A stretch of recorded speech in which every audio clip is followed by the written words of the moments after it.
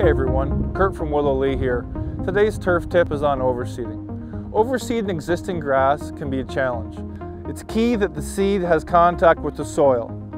In an established lawn, we've often got thatch and other plant matter that if we just broadcast the seed on top, it doesn't contact the soil. If it's not contacting the soil, it doesn't germinate.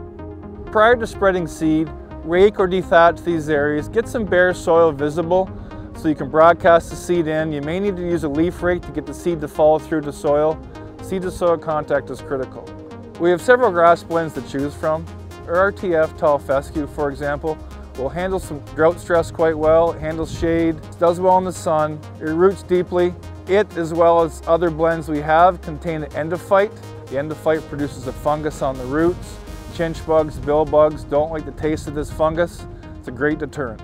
Ensure you use a starter fertilizer when you're doing your overseeding. Maybe with a follow-up fertilizer 30 days later, you'll be on the road to success.